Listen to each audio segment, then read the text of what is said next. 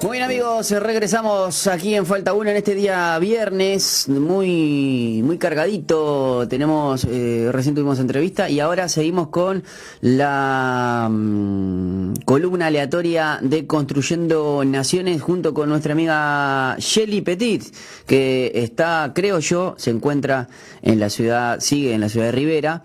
Y bueno, hoy vamos a estar hablando de las diferentes formas de autogobierno. ¿Qué significará todo eso?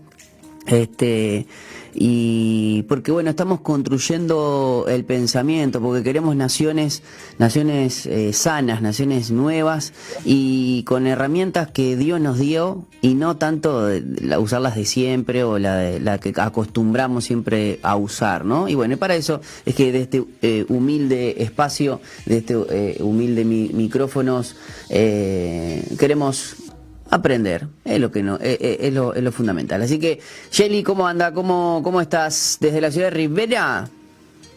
Sí, por acá sigo, people, aprendiendo, conociendo un poco más de la cultura. Ha sido un tiempo súper genial y aprendiendo un montón, ¿ok? Nosotros Bueno, trabajamos pues... ¿qué has aprendido?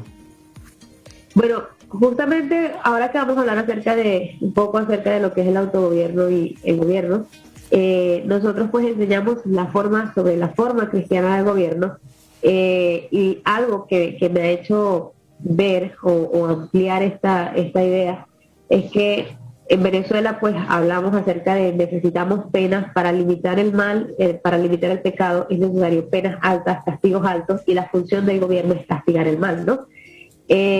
Pero aquí me he dado cuenta, estar trabajando, pues, estando este tiempo en los hogares Veraca, he visto cómo realmente Dios puede transformar por completo la vida de las personas. Entonces, eso me ha llevado a pensar y a entender que el gobierno sí debe limitar el mal y debe castigar el mal porque es lo que bíblicamente en la Biblia dice acerca de qué es lo que debe hacer el gobierno. Pero debe también haber ese periodo de gracia para que la persona pueda tener acceso igual a la salvación y no perdernos la oportunidad de que una vida pueda ser transformada por el Señor. Eso lo he aprendido acá y al principio fue como wow, porque realmente he conocido tantos testimonios de personas que hicieron lo incorrecto, pero sus vidas han sido realmente transformadas por el poder del Evangelio. Y a veces si pensamos, o era mi manera de pensar antes, si solamente limitamos el mal, y no damos la oportunidad, para mí pues debía ser limitado y de manera inmediata, la pena y el castigo debe ser inmediato. No pensaba en ese periodo de gracia donde se le pueda dar a la persona la oportunidad de poder ser salva y de poder ser transformado. Claro, viste, yo no sé si es un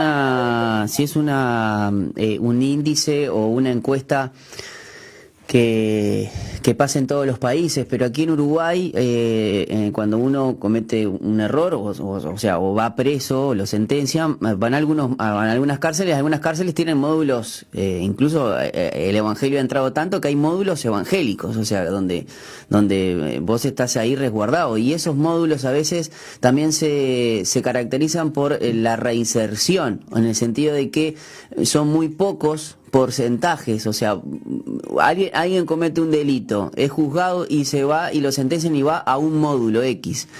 Tiene muchas más chances de volver a delinquir que si va y se restaura y convive en un módulo donde hay cristianos, evangélicos, y claro, la tasa de reinserción de delincuencia es muchísimo más, pero muchísimo más baja.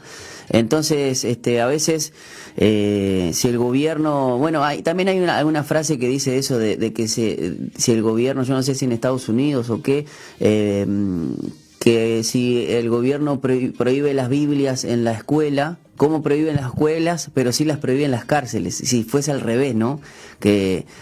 Para que las personas no se cometiera y llegara hasta ese punto, ¿no?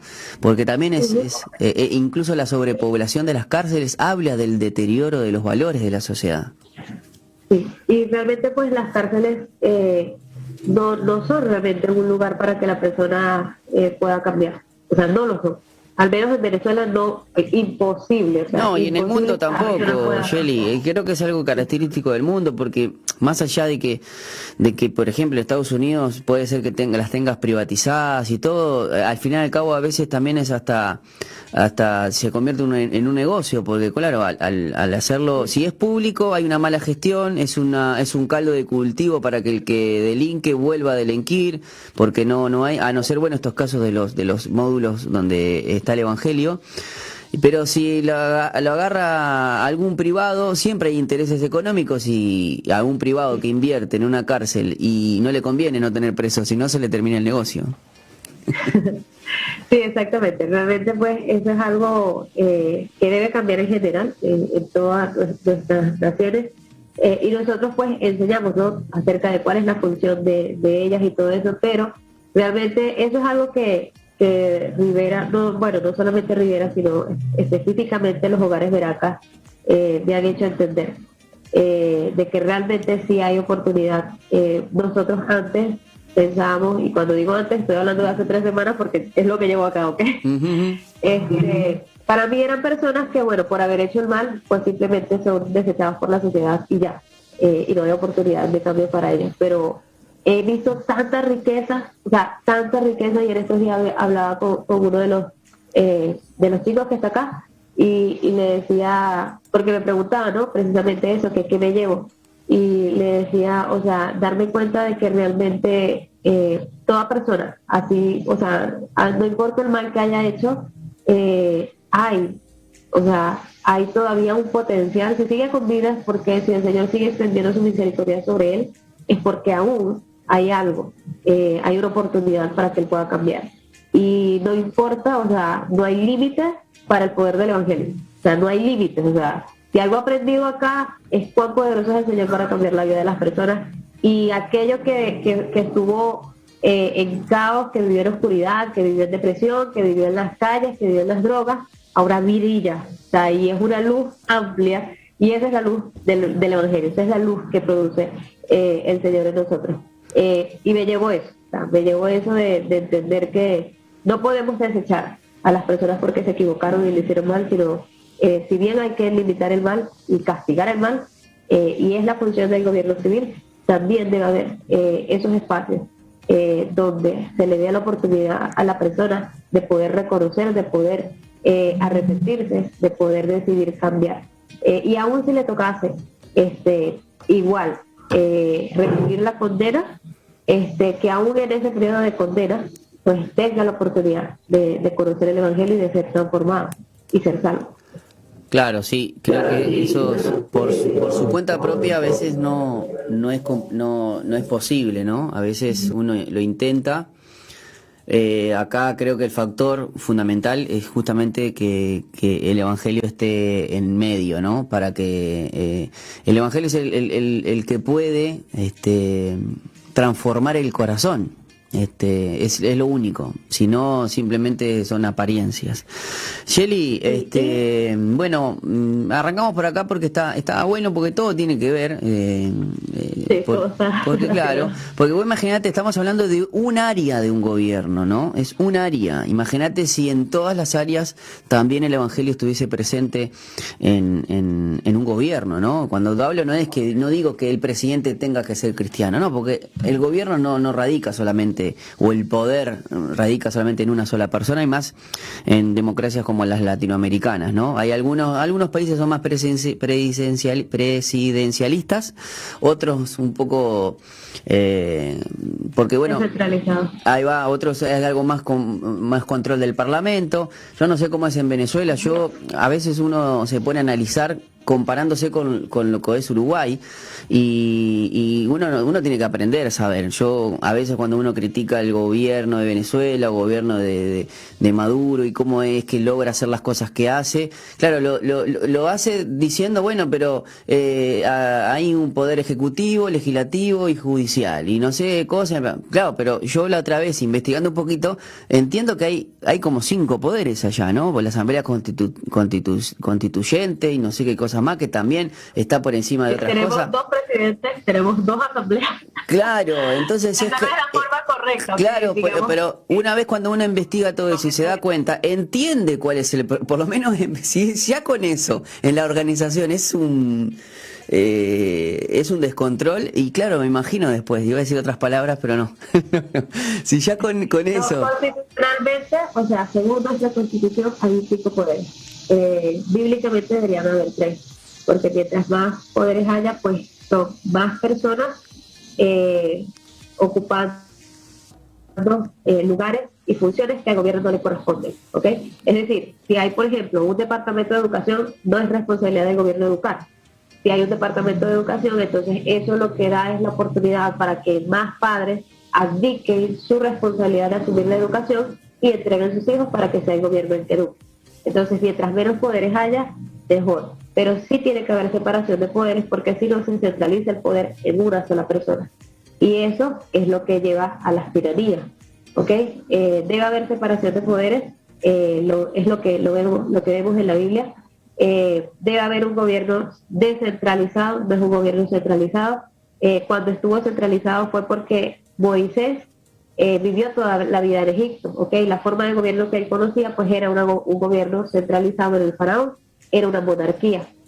Y Moisés estuvo cargando tanto con eso, llega Jetro, Dios utiliza a Jetro para darle a Israel una forma de gobierno más bíblica y más acorde, porque es imposible para el hombre sostener, o sea, el único que puede tener un gobierno centralizado y ser justo es Dios, ¿ok? Pero el hombre, por su condición, por la condición en la que nos encontramos de estar bajo una ley de pecado, o sea, nuestra carne nos invita, las tentaciones nos invitan siempre a hacer lo malo. Por eso, para evitar y limitar que esa maldad o que ese poder recaiga sobre un hombre y ese hombre se equivoque y dañe todo, pues se separan los poderes, y entre los 3 poderes debería haber pues ese control. Ese control, exacto, y como esa también ese factor de veedor, o sea, de velar que aquel no esté haciendo mal. Si soy yo uno de los poderes, pues yo desde mi punto evito que aquella persona decida hacerlo mal, porque yo sé cuál es constitucionalmente lo que debemos hacer. Hay control entre ellos, ¿ok? Se trabajan, o sea, el problema en Venezuela es que además de que tenemos 5 poderes, en los 5 poderes están los mismos. En los 5 poderes están las personas del mismo partido, las personas claro, del mismo no hay pluralidad, por decirlo de una manera. Exacto.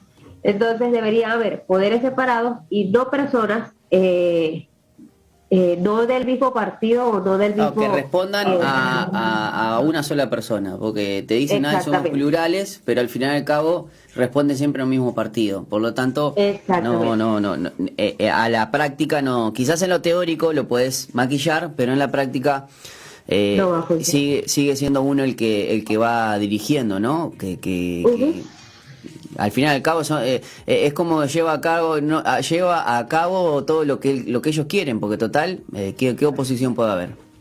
Exacto, y es lo que pasa allá. O sea, a nosotros se nos violan los derechos y nosotros no tenemos a quién acudir, porque el poder encargado de eso o la institución encargada de eso pues es afín a la misma persona que nos está violando los derechos.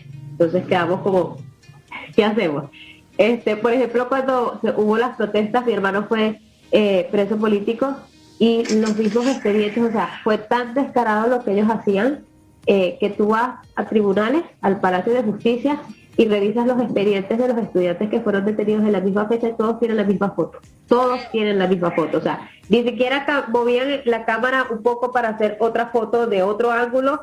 No, es la misma foto que supuestamente es la misma evidencia, ¿ok? O sea, la misma cantidad de elementos que supuestamente les encontraron, es esa foto puesta en todos los expedientes. ¿Se puede hacer algo al respecto? No, porque está dentro del Palacio de Justicia. ¿Hay alguien en el Palacio de Justicia que pueda abogar? Pues los abogados lo han encontrado. Los abogados han mostrado las evidencias. Pero quien toma la decisión pues es el juez, pero el juez fue puesto ¿por quién? Por el Estado. De hecho, el juez que dicta la sentencia para mi hermano y las personas que detuvieron ese mismo día, era incluso una persona cristiana, ¿ok? Entre comillas. Reconocida por la iglesia en general, o sea, muchas personas lo conocían, muchas personas de la iglesia. Pero la abogada, una de las abogadas de los muchachos, ella sí le había dicho a los padres, ellos no van a salir, el juez va a recibir una llamada y en esa llamada es que le van a decir lo que tiene que hacer y él va a hacer lo que la llamada le diga. Y el día del juicio, recuerdo que una de las cosas que contaban los abogados es que cuando los estudiantes tienen la oportunidad de presentar defensa, mi hermano fue muy radical y él mostró las evidencias de que él no había hecho nada, de que los chicos no habían hecho nada. De hecho, habían jóvenes que ni siquiera estaban en marcas detenidos. O sea, jóvenes que iban camino a la universidad o que iban camino al trabajo, pero los agarraron ese día y pues a todos los metieron en el mismo combo. Y cuando él hablaba al juez, el juez ni siquiera lo miraba a la cara. O sea, ya el juez había recibido la llamada. Y cuando se los llevan a todos detenidos que les vuelvan a poner las esposas, los policías que les ponían las esposas estaban ellos mismos así, miraban hacia abajo y varios de ellos, o sea, en la mirada se les notaba que estaban incómodos con lo que estaban haciendo, porque sabían que no era correcto, sabían que los chicos que estaban deteniendo eran inocentes, pero ninguno podía decir nada. Mi hermano luego termina el último periodo de detención, él estuvo en el hospital porque le hicieron una operación y los policías que iban al hospital a cuidar que no se escapara, entre comillas, porque realmente no había, los policías, hubo un policía que decía, él se estaba quejando, ¿no? De cuando hacen aumentos para la policía, el gobierno envía el dinero, pero quien se queda con el dinero es el gobernador. Y estaba hablando de todas las injusticias que les hacen a ellos como policías, y él nos decía al final, pero nosotros no podemos protestar. Nosotros no podemos salir a la calle a hacer lo que ustedes hacen. Al contrario, tenemos que ir y detenerlos porque es la orden que se nos da. O sea, ese tipo de cosas. Porque ellos igual están bajo un gobierno y la persona que les dicta a ellos es la misma persona, pues afín a aquel que está violando los derechos. Entonces, si todos los poderes están centralizados en una misma visión de maldad, pues obviamente no va a haber manera de poder implementar la ley, de poder aplicar y respetar los derechos de la manera correcta. Claro, lo más fuerte de todo esto es el hecho de cómo queda la población tan desamparada, ¿no? Cuando hay un desequilibrio total, porque no es que hay uno, no, es total, no existe manera de estar en paz en tu propio país, ¿no? Y lo más fuerte de todo esto no es ni siquiera, no sé si alguien lo puede regular o no, pero es importante tener un esquema de gobierno más justo en la misma política, ¿no? Sí, y para eso nosotros estamos trabajando. Ahorita, a finales de este mes, el 21, en unos días, a finales del domingo, creo, sí, el domingo, hay elecciones. Y anteriormente la iglesia decía, o sea, consideraba que participar en política estaba mal, que ese era un tema que no debíamos tocar. Ahora la iglesia entendió que nosotros somos los que realmente somos los que podemos producir cambios en las distintas esferas de la sociedad. Pero ¿cuál es el problema? Que ahora la iglesia desea participar, y cuando digo la iglesia, pues me refiero a personas en particular que se lanzan como candidatos, pero ¿qué pasa? Este no es el tiempo. Porque si cambiamos o si necesitamos un cambio de gobierno, porque pues con este gobierno que tenemos no puede haber la educación que debería tener la población, pero eso no va a producir un cambio inmediato. Lo que realmente puede traer libertad a Venezuela y a cualquier país que desee que su nación, o sea, que desee ser transformada, es el cambio de pensamiento a través de la educación. Entonces, nosotros estamos ahorita en una etapa de educar a las personas, enseñándoles cuál es la forma de gobierno, cuál es el carácter que debe tener una nación, cómo debe ser el pueblo en general, cómo debe ser la base y el poder que sostiene a esa casita, ¿ok? Esa casita es como, no sé cómo se llama aquí el palacio, la casa presidencial, allá se llama Miraflores. Entonces, el Miraflores es una casa, y esa casa, para esa casa Dios nos dio una forma y una estructura, pero esa casa tiene un fundamento, y ese fundamento es el carácter del pueblo, ¿ok? Es cómo vivimos nosotros. ¿Qué fue lo que hizo el gobierno en Venezuela? Lo primero que hizo Chávez fue cambiar el sistema de educación, ¿ok? Y luego comenzó a formar un estilo de vida que hizo al venezolano dependiente del gobierno. Y el venezolano es alguien hoy que demanda, ¿ok? El asistencialismo. Tú vas a los hospitales, en los hospitales ahorita hay mucha gente llevando comidas, alimentos, porque hay muchísima necesidad en los hospitales, pero te consigues con personas que ni siquiera te dicen las gracias, sino que te tratan como si fuese tu obligación darles de comer, cuando tú lo haces porque entiendes que hay una necesidad y quieres ayudar al prójimo, pero no es tu obligación delante de él, es tu obligación como cristiano delante de Dios, pero hasta ahí. Pero las personas están en eso de que dame, porque el gobierno los educó para darles, ¿ok? El gobierno aumentó los impuestos, el gobierno expropió lo que le correspondía, o sea, lo que era privado lo expropió para regalarlo a las personas que no se esforzó por obtenerlo, para dar bienestar, para dar alimentos, para dar cajas de comida, y acostumbró a las personas, al venezolano, a vivir bajo esa condición. Entonces el venezolano tiene esta idea de que papá Estado tiene que darme todo. Y el nuevo presidente que yo elija es alguien que tiene que gobernar para darme todo. Y eso no puede sostener una forma de gobierno libre.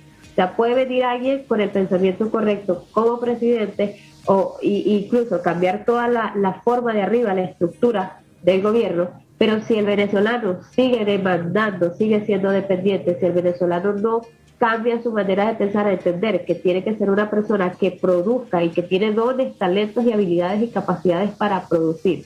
Si el venezolano no es una persona que aprende a respetar la ley y a gobernarse a sí mismo bajo la ley, no va a haber un cambio, no va a haber transformación. Por eso es necesario formar primero el pensamiento y al mismo tiempo formar a los líderes, para que el momento en que los líderes ya estén listos para gobernar, también haya un pueblo que esté listo para sostener a esos líderes en el gobierno. Y esa es la forma en que la iglesia debería trabajar. La iglesia debe formar a toda su... Cuando digo la iglesia me refiero a los líderes, o sea, los pastores de la iglesia deberían tener incluso el entendimiento de cuál es la forma cristiana de gobierno y enseñarlo a las ovejas, enseñarlo a las personas. No un domingo, obviamente, el domingo no es para eso, el domingo es para hablar de doctrina, pero sí tener espacios donde puedan enseñarle a la iglesia en general cuál es la forma que Dios ha establecido para el gobierno civil. Sí, así como pasa en el liceo, en secundaria acá, que hay como una formación ciudadana, ¿no? Para que justamente después cuando vos también te lo ofrezcan o te lo enseñen, uno también tener una idea y que no que es porque lo diga solamente el órgano rector, es palabra santa, ¿no?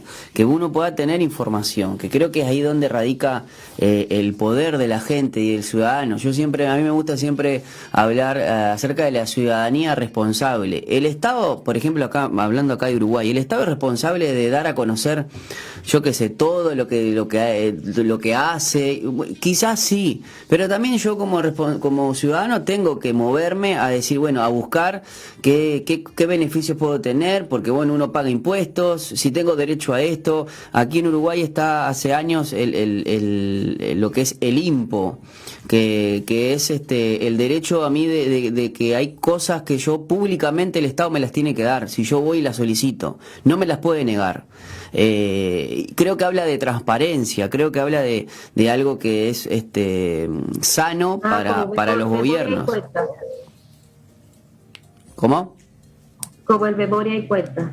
Ahí va, sí, o sea, si yo quiero ver qué se hizo el año pasado, que en materia de gastos, yo como cualquier ciudadano puedo ir y que me den los datos, que haya de las leyes que se aprobaron durante el 2019, por ejemplo, y ir a un lugar y decir, bueno, se aprobaron estas, y bueno, saber tener conocimiento, pero eso me hace a mí más enriquecedor a mí.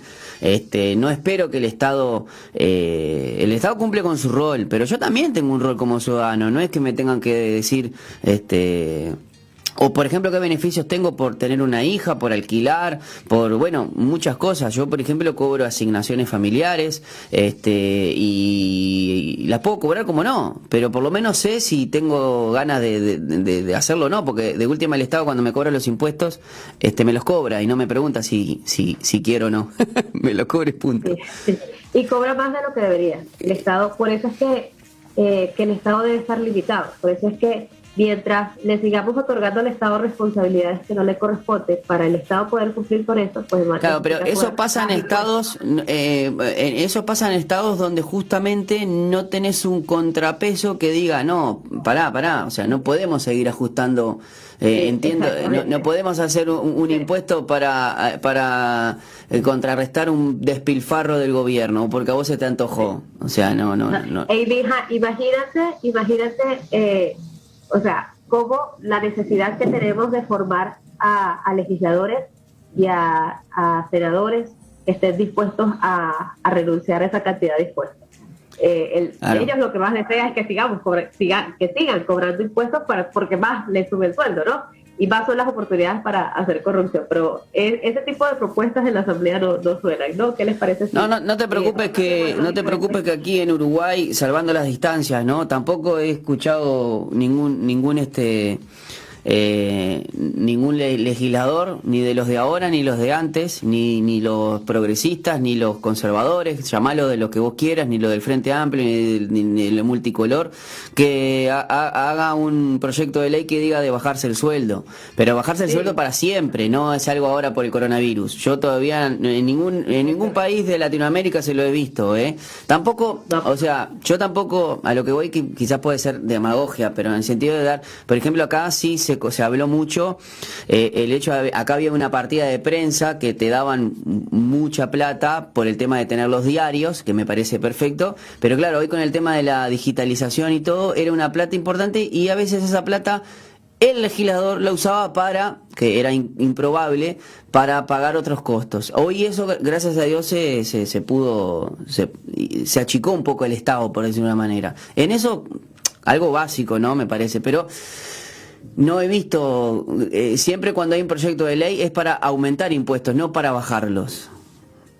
Y a mí eso no me entra en la cabeza como personas que ganan más de 200.000 pesos aquí en Uruguay, que están por encima quizás de lo que es la canasta básica, que está bien, pero que no se le caiga una ley que beneficie tributariamente a sus contribuyentes, ¿no?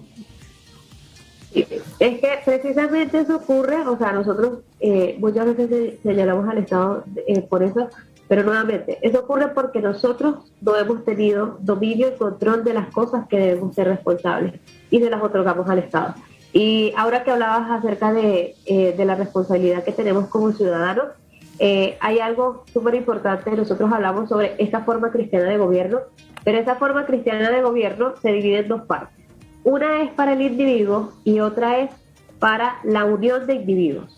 La primera, es decir, la forma cristiana de gobierno para el individuo, para una persona, es el autogobierno. Dios le dio a las personas la capacidad para ellos decidir voluntariamente obedecer la ley y no tener arriba a alguien que te ponga más leyes para que tú puedas obedecer la primera. ¿Qué pasaba con el pueblo de Israel? Dios le dio 10 mandamientos. Terminaron los 10 mandamientos, no habían terminado de recibir los 10 mandamientos y ya estaban haciendo desastres. Entonces, ¿qué pasaba? Se equivocaban. Dios les volvía a poner más leyes. Ellos volvían a hacerlo mal. Dios les volvía a poner más leyes y ellos volvían a hacerlo mal. Es decir, mientras más se equivocaban, más leyes iban necesitando. ¿Por qué? Porque no eran capaces de autogobernar. Entonces, una persona, es decir, la cantidad de leyes excesivas que tú tienes en un país habla de la falta de autogobierno que hay en la población, en el pueblo en común. Porque si una persona sabe que algo está mal y lo hace, pues ¿qué va a hacer el gobierno? Poner encima una ley para castigar aún más ese daño que está haciendo la persona. Pero si una persona decide voluntariamente no hacerlo, pues sencillamente se reduce el gobierno externo. Hay menos participación del gobierno externo porque hay mayor autogobierno en la persona. Mientras más autogobierno haya en el ciudadano, menos gobierno externo va a haber. Pero mientras menos autogobierno haya en el ciudadano, pues va a ser necesario y la condición país va a llevar a que haya cada vez más control, que haya más gobierno externo, más funcionarios públicos y por ende más impuestos. ¿Okay? Pero debemos primero comenzar nosotros a ir asumiendo poco a poco. Yo no sé cómo ocurre acá, yo siempre doy este ejemplo para hablar acerca del autogobierno, no sé cómo ocurre acá, pero en Venezuela, en el colegio, es muy común que los jóvenes se copien. ¿ok? O sea, que hagan trampa en los exámenes. Es súper común. Sí, sí, acá también. Bueno, yo recuerdo que cuando yo voy a hacer la escuela de misiones, o sea, la escuela con la que trabajamos, la primera vez que íbamos a tener un examen, ellos nos entregan el examen grapado y nos dicen, ustedes se van a llevar este examen el fin de semana. Ustedes van a elegir en qué momento del fin de semana van a hacer el examen, ¿ok? Lo único que ustedes pueden estudiar todo el tiempo que quieran, pero cuando ya abran el examen tienen que cerrar todos sus apuntes y lo único que van a tener es la Biblia, el lápiz y ya. Es lo único que van a tener en la mesa. Si usted se hace trampa, su conciencia le va a acusar. Nosotros no vamos a estar encima de usted para ver si usted se copió, si está haciendo trampa o no. Nosotros confiamos en que usted es alguien que quiere transformar esta nación y por eso usted se va a autogobernar. Cuando nos dijeron eso, obviamente yo me quedé así súper sorprendido porque inmediatamente me trasladé al colegio, a cómo eran las cosas en el colegio. Entonces, ninguno de nosotros se atrevía a hacer trampa ni a copiarnos después de toda la lección que hemos visto y del deseo que tenemos de querer cambiar un país. Pero fíjate cómo cambian las cosas, ¿ok? O sea, si tú le haces entender al alumno que es por el bien de él y por el bien de su futuro y por el bien que hay hacia una nación en que él sea honesto e íntegro en su examen, él decide voluntariamente gobernarse, el maestro puede confiar en que todos los alumnos se están autogobernando y que no necesita estar encima de ellos con gobierno externo para ver que no vaya a ocurrir, que no vayan a hacer trampa, ¿ok? Pero nosotros estamos siendo, desde que nacemos, o sea, estamos siendo formados de una manera y pues supongo que aquí en Uruguay pasará mucho que precisamente por el problema que hay en las familias, pues no hay tampoco formación. Quien enseña a formar el autogobierno pues son los padres en casa. Y si durante niño no creciste siendo una persona autogobernada, como adulto te va a costar. Aunque quieras obedecer la ley, te va a costar. Entonces, llegamos a la adultez a formar una nación, un montón de personas que no saben autogobernarse. Y esas son las personas que pretenden que venga un presidente y les arregle la vida, ¿ok? Cuando en realidad deberíamos todos aprender a autogobernarnos y entre todas esas personas autogobernadas vamos a elegir un presidente que nos represente. Y representar significa que se parece a nosotros, es una representación de lo que somos nosotros, ¿ok? O sea, el presidente que tenemos en Venezuela hoy es una representación del venezolano. El presidente que tiene Uruguay hoy es una representación del Uruguay. Si nosotros queremos tener buenos presidentes, necesitamos primero como nacionales ser ese presidente que deseamos tener en los lugares donde estamos. Claro, ser el presidente de nosotros mismos. Exactamente. ¿Okay? Como decíamos que sea allá, necesitamos ser nosotros y así necesita ser nuestra casa. Así necesita ser la iglesia de Cristo. Así necesita ser la iglesia en Uruguay, como desean que sea el presidente. Lo que tenemos allá es solamente un reflejo de lo que somos nosotros. Y si nosotros no aprendemos a autogobernarnos, por eso es que dice, es la forma cristiana de gobierno para el individuo. Y luego, la forma cristiana de gobierno para la unión de todos estos individuos, es decir, para la iglesia, para el colegio, para cualquier institución, para cualquier asociación civil, para el gobierno, la forma de gobierno para las instituciones grandes es la república, que es un gobierno descentralizado, donde no hay una sola cabeza, sino que hay tres poderes. Hay alguien que preside, pero esa persona que preside no gobierna sola, gobierna en conjunto con un equipo. Es un gobierno descentralizado porque el que es el presidente no necesita decirle a todos los estados cómo deben actuar. Hay leyes que son nacionales, pero también debe haber leyes locales porque cada localidad tiene que tener la oportunidad de poder ejercer un gobierno propio. ¿Ok? Por eso es que es importante la separación. En ese caso vendría a ser algo más federal, ¿no? Exactamente. Sí, es complicado cuando los países, en este caso nosotros, Uruguay es un gobierno muy centralizado. Y lo más contradictorio, lo más paradójico es que nuestro prócer era muy federal. Artigas es uno de los primeros, incluso ayer en la columna aleatoria de historia justamente estábamos hablando de Artigas y de la influencia católica en su vida. Y cómo esas ideas que tenía, y que él, por ejemplo, dijo una frase que los más infelices que sean los más privilegiados. Y acá en Uruguay hay una parte amputada de él, porque muchos dicen esa frase, y muchos dicen se la atribuyen a Artigas, Y hay un historiador que dice, pero ¿de dónde lo sacó?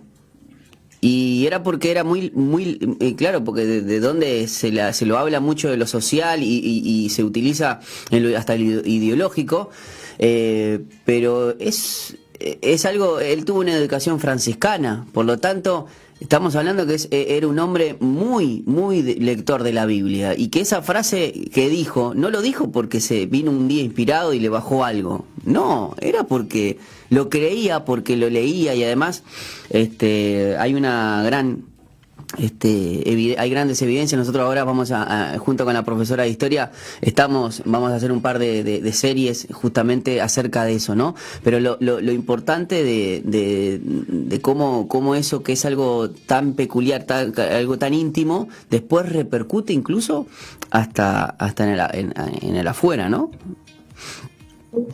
Sí, y sabes que tú ves, por ejemplo, yo que estoy acá en Rivera es muy diferente a Montevideo, ¿ok?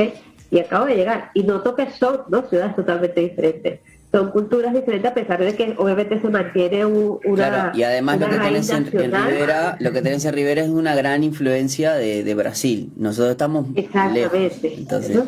Y por ser fronteriza, o sea, tiene un contexto que lo hace diferente a Montevideo. Por eso es que no se puede, no podemos esperar que sea exactamente el mismo gobierno, ¿ok? Por eso es que debe de ser descentralizado, porque las leyes que necesita y el control que necesita Montevideo es diferente al que necesita Rivera, ¿ok?